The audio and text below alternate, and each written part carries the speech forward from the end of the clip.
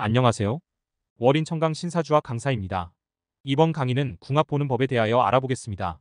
남녀의 궁합을 본다는 것은 서로 다른 환경에서 자란 두 사람이 만나서 함께 자녀를 생산하고 백년해로를 할 수 있는가를 알아보는 것으로 매우 중요한 일이라고 하겠다.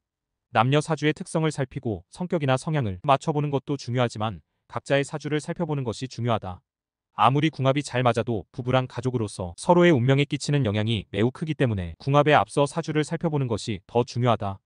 남녀의 궁합은 좋지만 남자 사주에 여자 문제가 발생할 소지가 많은 사주라면 생각해 볼 필요가 있다. 또한 여자 사주가 남자와 사별할 팔자를 가지고 있다면 이 또한 고려해야 할 문제가 되는 것이다. 이처럼 궁합 이전에 서로의 사주를 잘 살펴서 판단을 해야 할 것들이 많다는 것이다.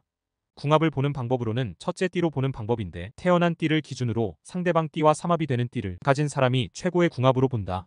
일반적으로 4살이나 8살 차이가 되겠다. 띠가 삼합이 되면 좋다는 것은 일반인들에게도 널리 알려진 궁합법인데 일리가 있는 말이다. 서로의 띠가 삼합이 되면 전생의 형제자매 관계였다고 보고 서로의 성향이 비슷하고 인생관도 방향이 같은 것으로 본다.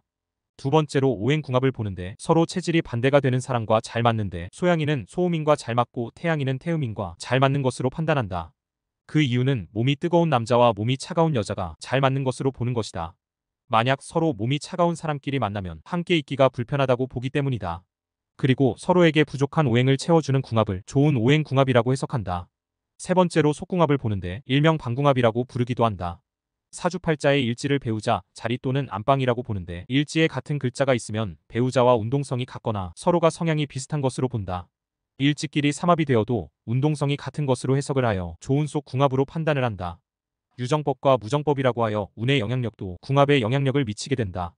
남자의 경우 대운에서 배우자인 재성을 극하는 비겁운이 오면 부부관계에 어려움을 겪게 되는 시기이므로 이 점 또한 고려해 봐야 할 문제이다. 보통 대운이 10년이면 약 20년간 지속이 되므로 금방 참고 넘어가기가 어렵다고 하겠다. 여자의 경우 대운에서 배우자인 관성을 극하는 식상운이 오면 배우자와의 관계가 악화될 수 있는 시기이므로 문제가 된다. 이러한 운들이 신혼 초에 잠깐 있다면 몰라도 장기간 중년이나 노년에 걸쳐서 있다면 이혼의 위험은 더욱 커지게 된다. 사주팔자에 일지와 시지가 충하는 경우가 있는데 이것은 배우자와 자녀 자리의 충으로 서로를 용납하지 않는다는 의미라 하겠다.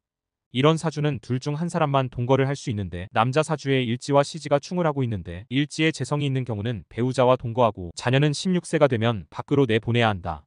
16세는 어느 정도 성장을 했기 때문에 기숙사나 유학을 보내는 것이 좋다.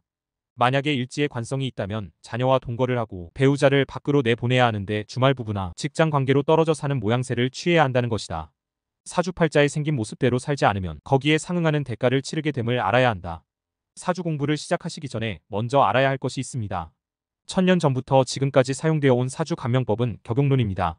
하지만 급변하는 현대사회의 한계를 극복하지 못하고 격국용신 무용론이 제기되고 있습니다. 이제 새천년 사주 감명법 간지론을 공부하셔야 합니다. 후회 없는 현명한 사주 공부를 위하여 신중한 선택을 부탁드립니다. 시청해주셔서 감사합니다.